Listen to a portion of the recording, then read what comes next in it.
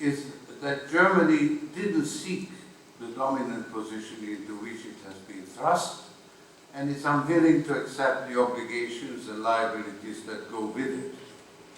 Germany, understandably, doesn't want to be the deep pocket for the euro, so it extends just enough support to avoid default, but nothing more. And as soon as the pressure from the financial markets abates, it seeks to tighten the conditions on which support is given. The financial problem is that Germany is imposing the wrong policies on the Eurozone. Austerity doesn't work. You can't shrink the debt burden by shrinking the budget deficit. The debt burden is a ratio between the accumulated debt and the GDP, both expressed in nominal terms. And in conditions of inadequate demand, budget cuts cause a more than proportionate reduction in the GDP. In technical terms, the so-called fiscal multiplier is greater than 1. The German public finds this difficult to understand. The fiscal and structural reforms undertaken by the Schröder government worked in 2006. Why shouldn't they work for the Eurozone a few years later? The answer is that austerity in a single country works by increasing its exports and reducing imports. When everybody is doing the same thing, it simply doesn't work. It's clearly impossible for all members of the Eurozone to improve their balance of trade with one another.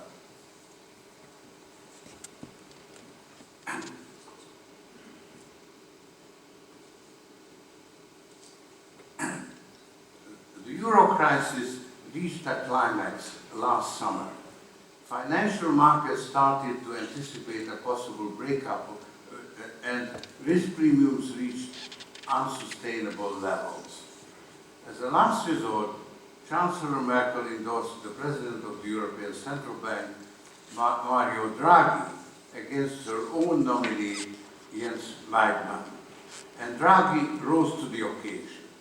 He declared that the ECB would do whatever it takes to protect the euro, and backed it up by introducing first the LTRO and the OMT. Financial markets were reassured and embarked on a powerful relief rally. But the jubilation was premature. As soon as the pressure from the financial markets abated, Germany started to whittle down the promises it had made at the height of the crisis. In the bailout of Cyprus, Germany went too far. In order to minimize the cost of the bailout, it insisted on bailing in bank depositors.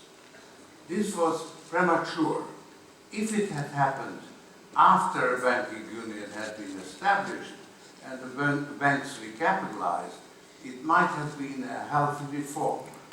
But it came at a time when the banking system was breaking up into national silos and the banks remained very vulnerable.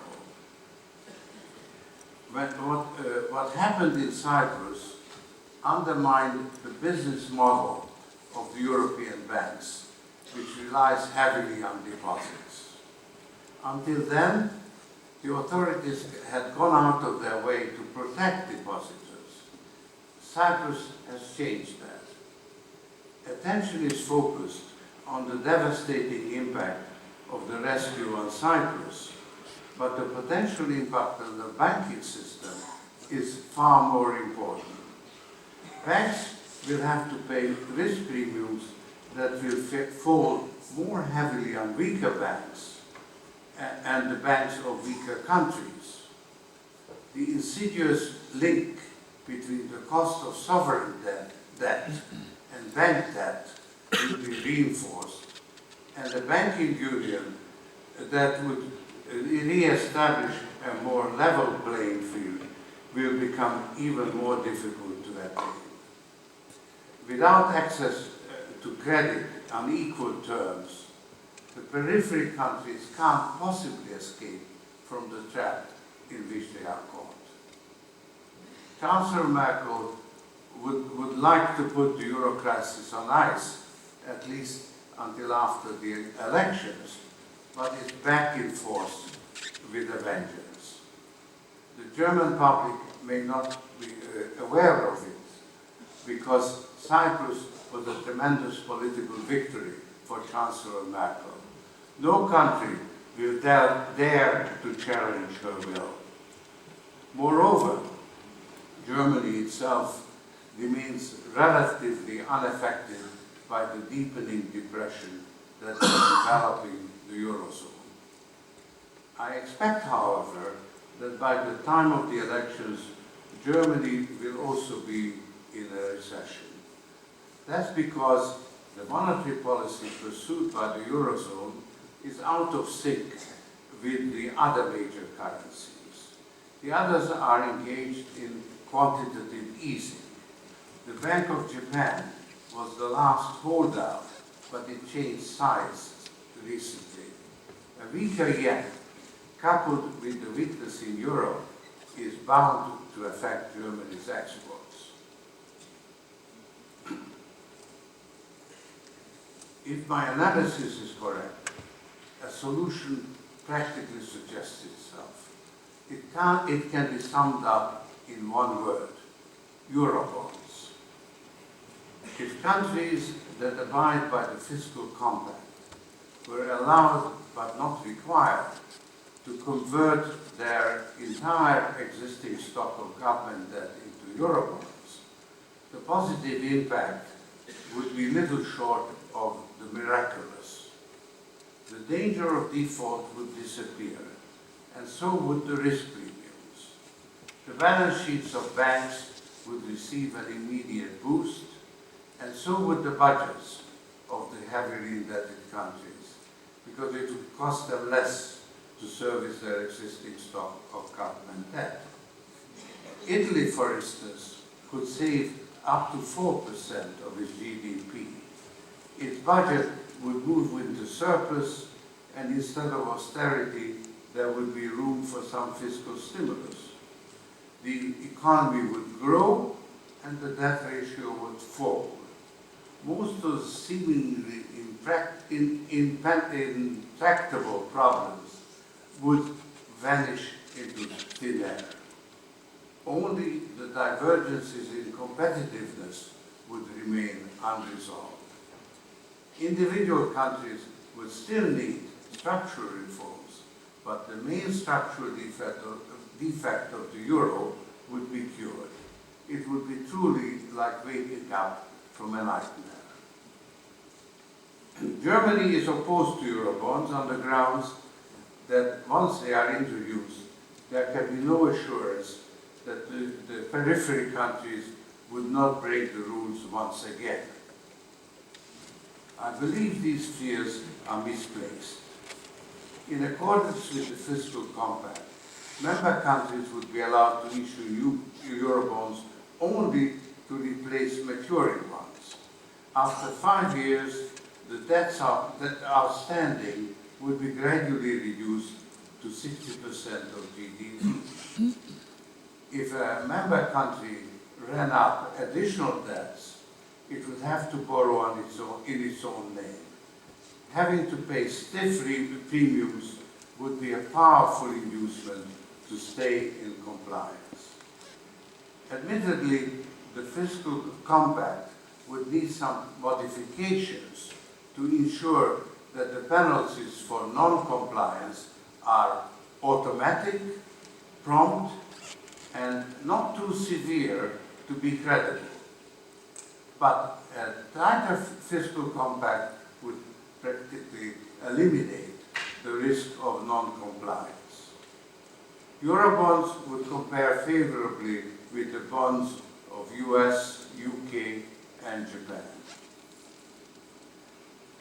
Admittedly, Germany would have to pay more on its own debt than it does today, but the exceptionally low yield on bonds is a symptom of the disease that plagues the periphery.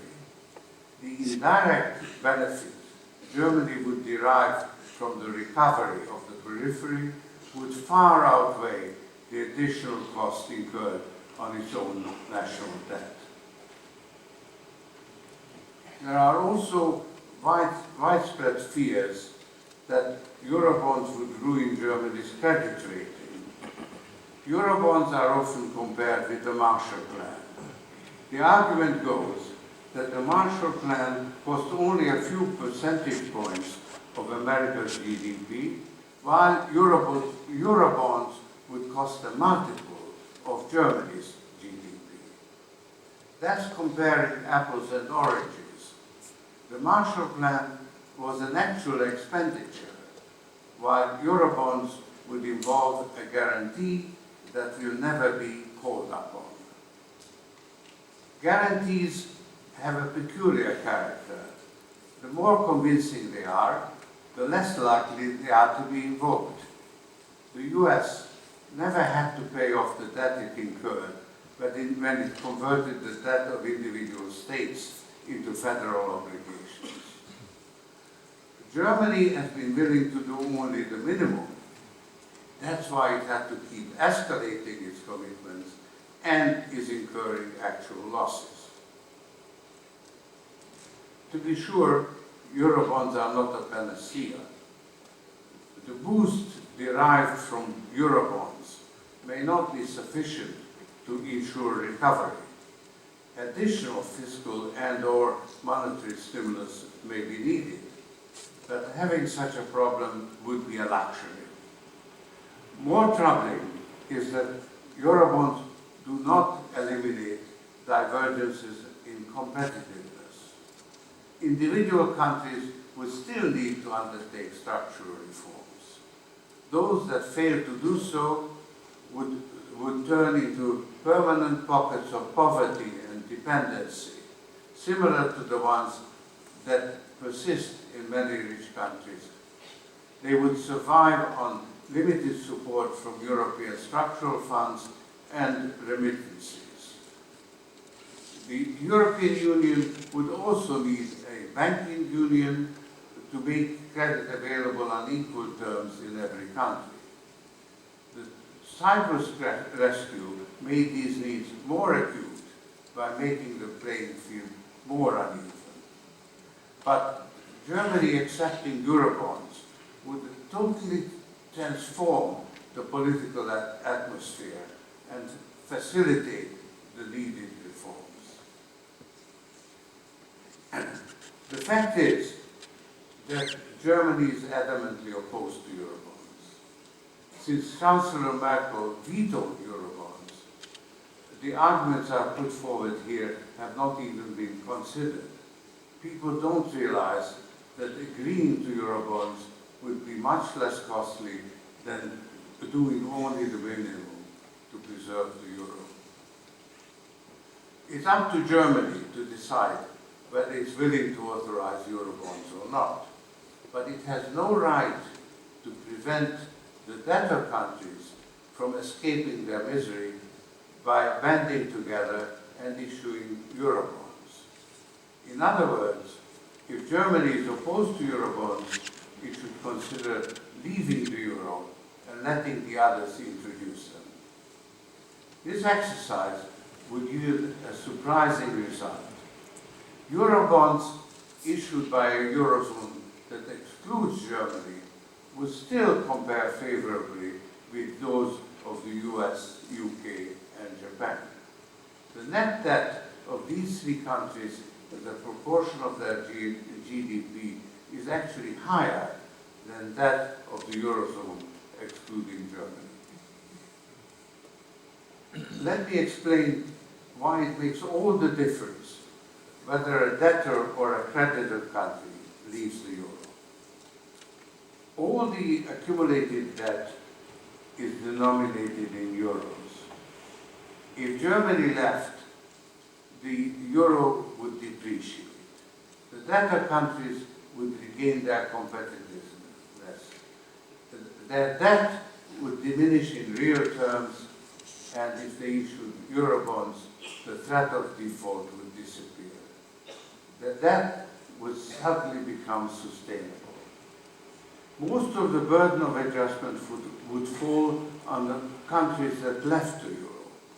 Their exports would become less competitive, and they would encounter stiff competition from the euro area in their home markets. They would also incur losses on their claims and investments denominated in euro. That would include the target 2 balances, unless the losses were shared as part of an amicable parting of ways. The extent of their losses would depend on the extent of the depreciation. Therefore, they would have an interest in keeping the depreciation within bounds.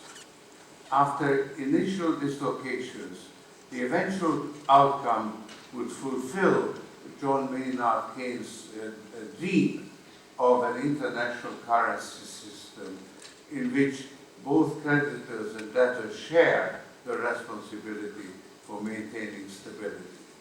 And Europe would escape the looming depression.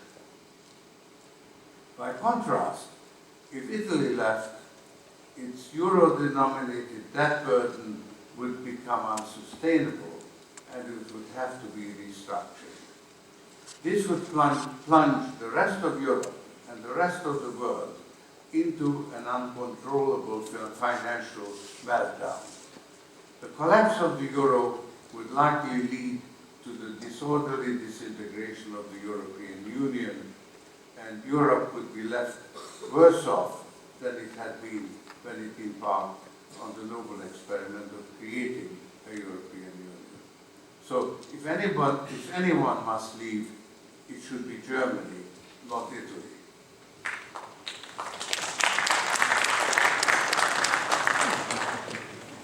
There is a strong case for Germany to make a choice whether to accept Eurobonds or leave the euro.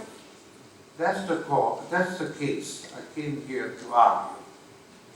The trouble is that Germany has not been put to the choice, and it has another alternative at its disposal. It can continue along the current course, always doing the minimum to preserve the euro, but nothing more. If my analysis is correct, that's not the best alternative even for Germany, except perhaps in the very near term. Nevertheless, that's Chancellor Merkel's preferred choice, at least until after the election. I reflected long and hard whether I should present my case now or wait until after the elections. In the end, I decided to go ahead based on 2 considerations. One is that events have their own dynamics, and the crisis is likely to become more acute even before the elections. The Cyprus rescue proved me right. The other is that my interpretation of events is so radically different from the one that prevails in Germany that it will take time for it to sink in, and the sooner I start, the better. Let me sum up my argument. I contend that Europe would be better off if Germany decided between accepting Eurobonds and leaving the euro than if it continued on its current course of doing the minimum to hold the euro together. That holds true whether Germany chose Eurobonds or exit. And it holds true not only for Europe, but also for Germany, except perhaps in the very near term. Which of the 2 alternatives is better for Germany is less clear-cut. Only the German electorate is qualified to decide.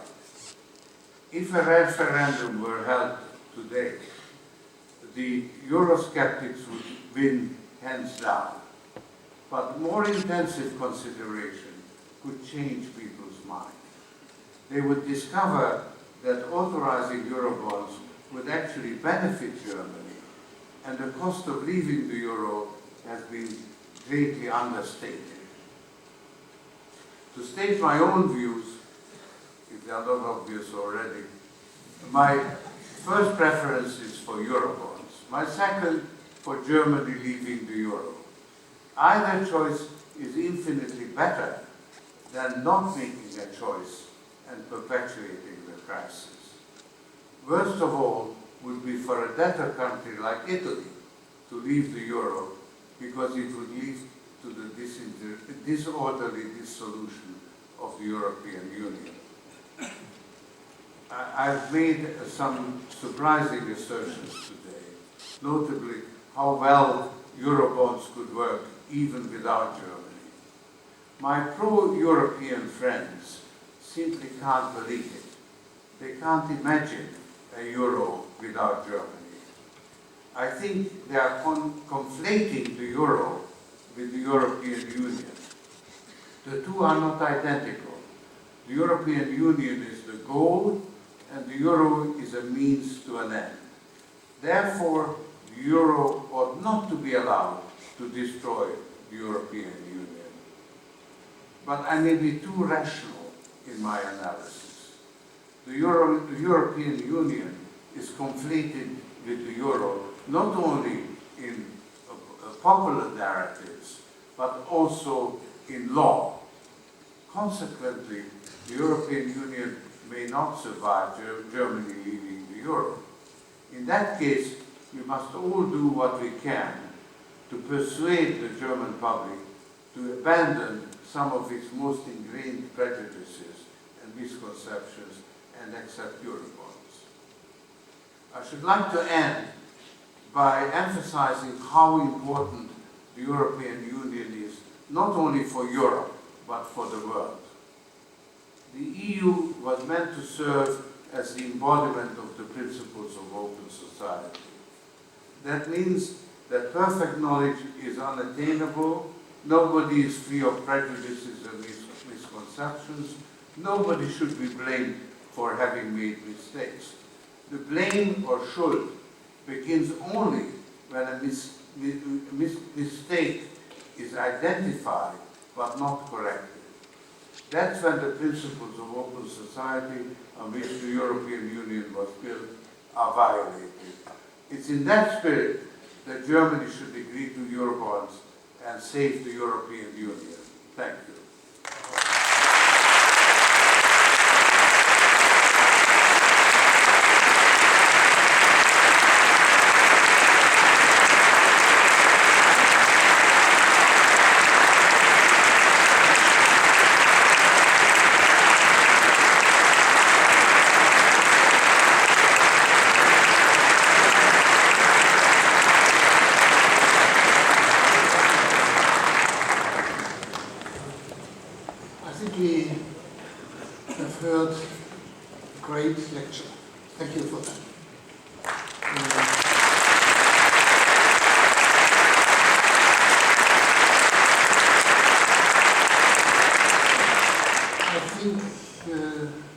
I agree.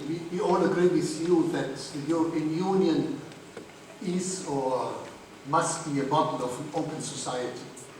No obstacles to trade, capital movements, free movement of people, young people studying today in Frankfurt, tomorrow in Paris, London, or any other university in Europe. This is what Europe means to us. And this Europe has to be safe. If your proposal is the right way to save it, we should discuss. And to take up your words, before your ideas have a chance to sink in, I would like to make two interventions.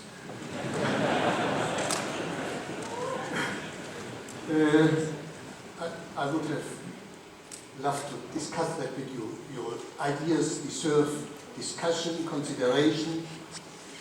We have to think about it, and you will not see it, but I can tell you tomorrow and later your ideas will be still discussed here in Germany.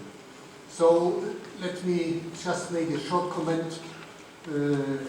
to save time, on two issues. The first is your definition of a sovereign country is a country which can print its own money, so it does not risk default. Okay, be it so, the definition. But if you apply your definition to the euro area, you say the introduction of the euro made peripheral countries relegated to the status of third world. But this is also true for Germany.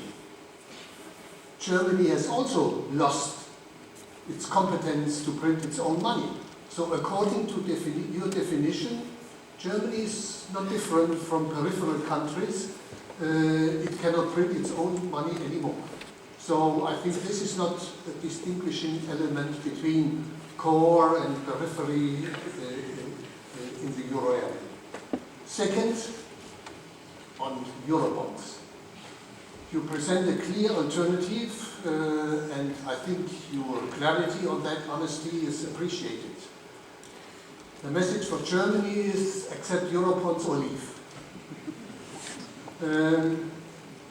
Leaving would have many political implications I will not touch upon. Just on the idea of Eurobonds. Introduction of Eurobonds would bring down interest rates in high indebted countries, no doubt.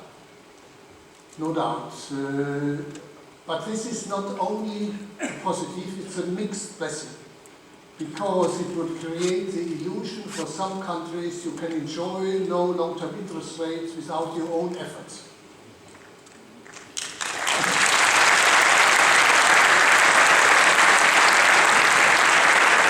And you were clear enough to say it has to be seen in the context of fiscal compact, etc. But all these rules were violated in the past.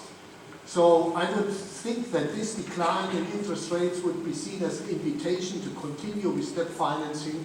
It's, for me, a clear case of moral hazard. But my even greater concern is about on the other side of the coin. You were also honest enough to say interest rates in Germany would rise, and to say, be it so. They enjoy low interest rates anyway. My main concern is not of an economic nature. This increase in interest rates in Germany, other countries, in Germany, if you make the message to Germany, so I take the case of Germany, would imply higher interest rates, would imply higher taxes or reduced public spending for schools, whatever. And this would be a transfer of taxpayers' money without any democratic legitimacy. People would not vote in elections if they are in favor or not. It's not a question if you are in favor or not, it's a transfer, an implicit transfer of taxpayers' money without democratic legitimation. This is a clear violation of a fundamental principle of Western democracy, which is no taxation without representation. So my point here is not if Germans also are against or in favor of, it's just the violation of a principle of Western democracy. We know what has happened in the US. I'm not predicting more, no doubt. I think this is not a real danger and must not be. Of course not. But I think it's, for me, I would be deeply concerned on the future of Europe, which is violating principle of Western democracy. But I don't want to hijack this podium. I'm sure there are so many questions, and although I've spoken probably to... You want to? Maybe, if you would allow me, I'd like to respond because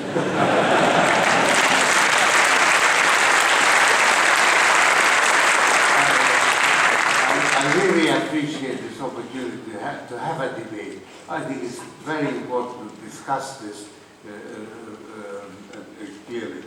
So first you mentioned that, of course, it would apply to Germany as well, except that Germany is in the position now of being a creditor, and the others are in positions of being more heavily indebted. When you look at history, Germany hasn't always been in that position. I think there were at least 3 occasions when Germany was over-indebted. There was the Dawes Plan and the Young Plan, and then there was also